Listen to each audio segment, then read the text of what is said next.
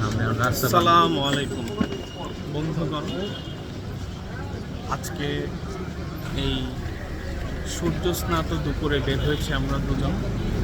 চলে যাব আজকে গাবতলী হাটে। যদিও গাবতলী হাটে এখনও গরু কিংবা ছাগল বা কোনো পশুই এখনও আসেনি, তাও ঘুরতে যাচ্ছে। এই যে আমার বন্ধু ভাদাইম্মা সাফওয়ান, আমরা যাচ্ছি আমাদের ভাই ভাতা মানে আমাদের গরুদের সাথে দেখা করতে। হ্যাঁ, আমাদের ভাই ভাতার, বিকজ আমরাও গরু। কাজীপাড়া থেকে বন্ধুগণ, আমরা মিরপুর কাজীপাড়া থেকে রিক্সা নিয়েছি। রিক্সা নিয়ে এখন মিরপুর 1-এর উদ্দেশ্যে যাচ্ছি। সেখান থেকে আমরা গাবতলী পশুহাটে চলে যাব।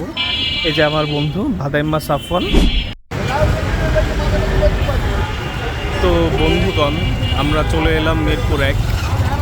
রিক্সা থেকে নামলাম মাত্র। কি ভাদাইম্মা, ভালো লাগতেছে?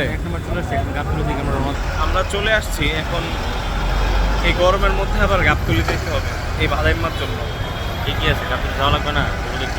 অবশেষে আমরা অনেকক্ষণ অপেক্ষা করার পর একটা বাস পেলাম আমাদের যাত্রাপথ গাবতলীতে যাওয়ার জন্য। আমরা এখন সেদিকেই অগ্রসর হচ্ছি।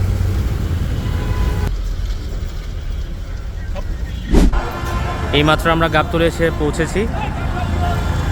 এই যে আপনারা দেখতে পাচ্ছেন গাবতলী ট্রাফিক পুলিশ বিভাগ। এখনও হাট জমেনি, হাটের কোনো গেটও আমরা দেখতে পাচ্ছি না। একটা অস্থায়ী টাইমে আমরা এসেছি। আমরা চলে কি সমস্যা, মানে কি তাপমাত্রা? এখন তো তাপমাত্রা সপ্তাহের মধ্যে আসছে, তাপমাত্রা হয়তো থাকবে, তারপর হয়তো ঘুরতে হয় হাটে, বুঝো না? আমার বন্ধু অনেক রেগে আছে, আমি ওকে নিয়ে আসছি জোর করে। যাই হোক, ওটা ব্যাপার নাই এগুলো। আমরা এখন সামনের দিকে আগাই।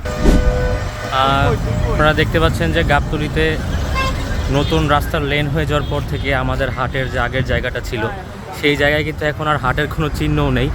হাটটা কিন্তু অনেক ভিতরের দিকে, এই ঠিক ওই দিকটা, এই ভিতরের দিকগুলোতে হচ্ছে হাট। তো আমাদের এখন অনেকটা ভিতরে হেঁটে তারপরে হাটে প্রবেশ করতে হবে।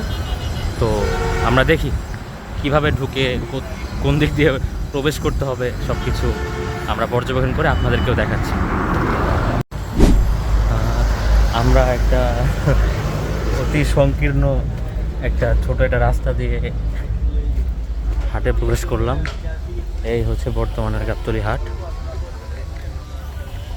এই হচ্ছে হাটের এখন অবস্থা। এই যে সামনে দিয়ে আমরা অনেক কিছু দেখতে পাচ্ছি।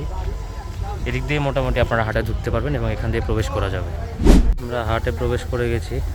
পুরো হাট পুরোটাই ফাঁকা, কোনো গরুই নেই। সামনে আমরা একটা বিশাল পাকড়া শাহিওয়াল গরু দেখতে পাচ্ছি।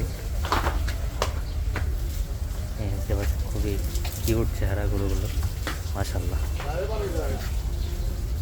হাট তো পুরো খালি, প্রচণ্ড গরম, একদম ক্লান্ত হয়ে পড়েছে। প্রচুর ঘাম বেরোচ্ছে আসলে শরীর দিয়ে। সবচেয়ে বড় কথা, হাট কিন্তু লিটারালি একদমই খালি। হাট জমার কোনো। Let me give you a free suggestion. Never make vagabond friends. Like me. Okay, thank you, man. বাহ, কি সুন্দর মায়া তার চোখে, কি সুন্দর রেস্ট করছে। দেখুন তার শোয়ার স্টাইলটা। থাক থাক বাবা, আমি কিছু করি নাই তোরে ভাই, এমন করিস না। হ্যাঁ, শুয়ে থাকো। গুড বয়, গুড বয়, মাশাআল্লাহ।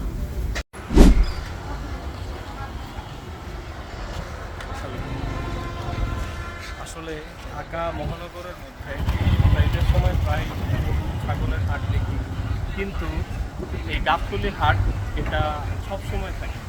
এটা ঢাকার একমাত্র ঐতিহ্যবাহী স্থায়ী পশু হাট। এখানে সবসময় পশু থাকবেই, হয় কম না হয় বেশি। আমরা যখন ঢুকলাম হাটের মধ্যে তখন গরু ছাগল সবই ছিল মোটামুটি, কিন্তু পরিমাণে কম। যেহেতু ঈদুল আজহার এখনও সম্ভবত 22 দিন বাকি, তাই বলে এখনও ঠিক সেভাবে পশু আসা শুরু হয়নি। আমাদের সাথে থাকুন, আমরা দেখাবো পশু।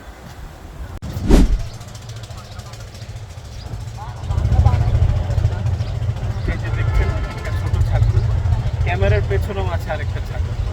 এই ছাগলটাই এখানে আসতে চেয়েছে। কি সাফওয়ান, কান বড় হয়ে গেছে না বেশি?